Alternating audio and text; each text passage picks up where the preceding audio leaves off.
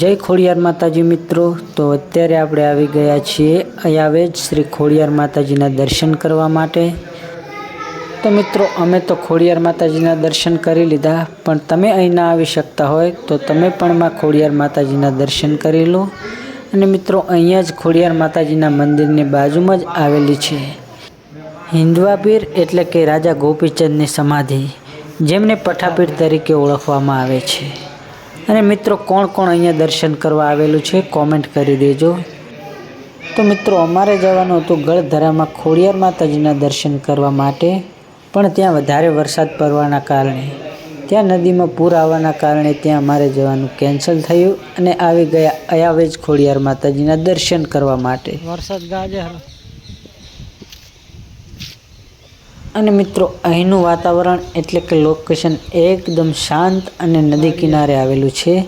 અહીંનો નજારો આનંદદાયક છે।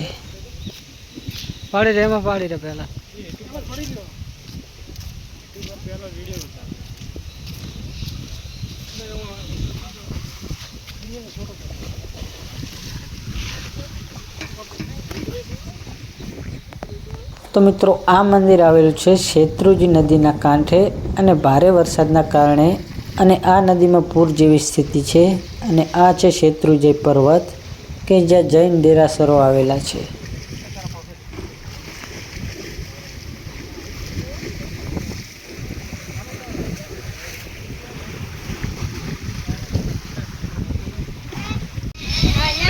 તો બગદાણા નહીં આવે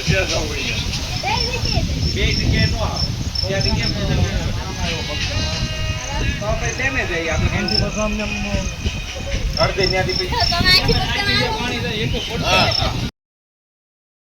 ફેમિલી વાગ્યા છે 10:15 અને આપણે પહોંચી ગયા છીએ ખોડલધામ કાગવડ। વીરપુર દર્શન કરીને આવ્યા ને વચ્ચે ભૂલી ગયા હતા, જો તે ફરીથી પાછા રિટર્ન જઈ અને કાગવડ ધામે આવ્યા છીએ, જે આવેલું છે રાજકોટ જિલ્લામાં। તો રાતે 2-3 વાગે ઘરે પહોંચીશું।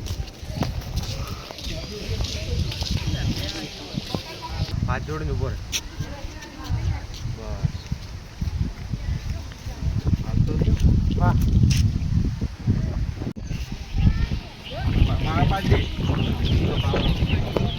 રહે મસ્ત આવશે।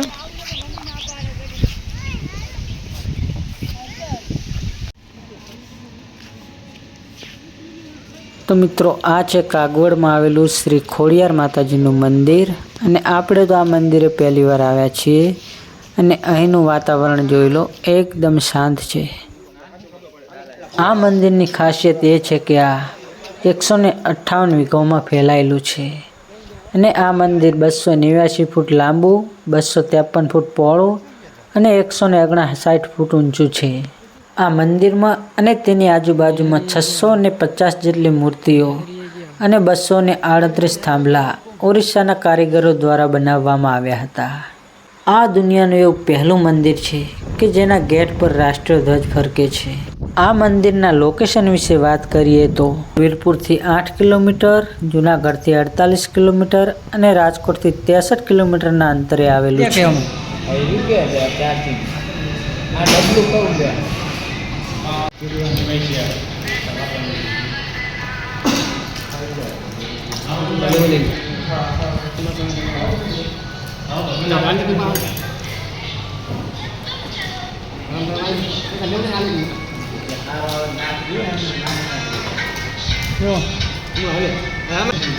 હજુ તો બધું આવ્યો ન ચાલી તો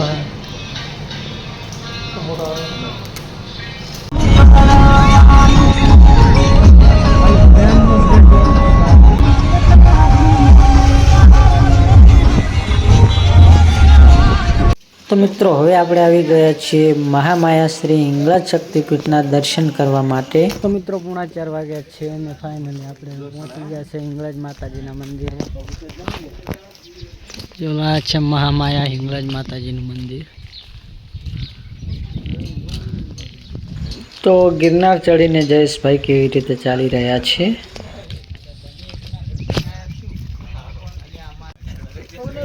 તો મિત્રો આપણે તો અહીંયા પહેલી વાર દર્શન કરવા માટે આવ્યા છીએ, એટલે આ મંદિરના ઇતિહાસ વિશે તો કંઈ માહિતી વધારે નથી, પણ તમે જો આ મંદિર વિશે વધુ જાણતા હોય તો કોમેન્ટમાં જણાવી દેજો.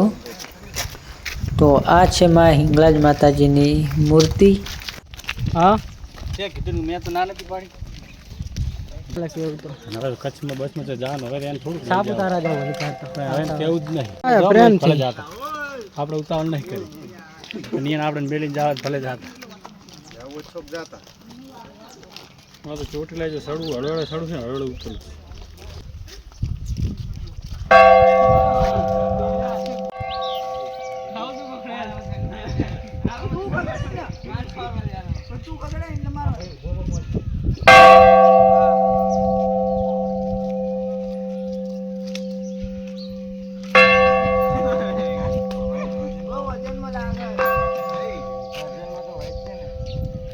એ બધાને પોકાતા તમારી જેવા છે ને.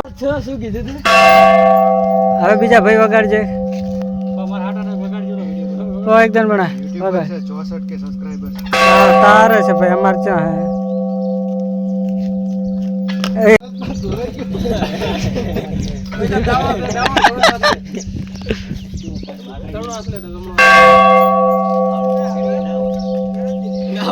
એ હાલો ઉપર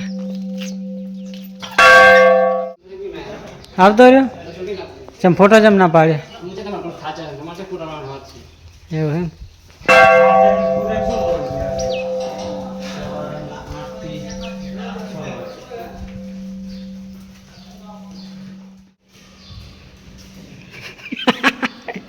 ચમ દિન અહીં ભેડે.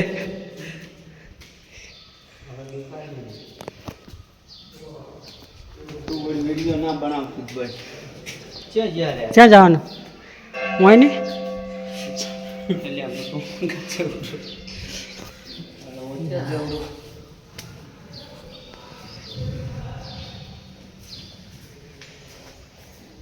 જય ગણપતિ દાદા.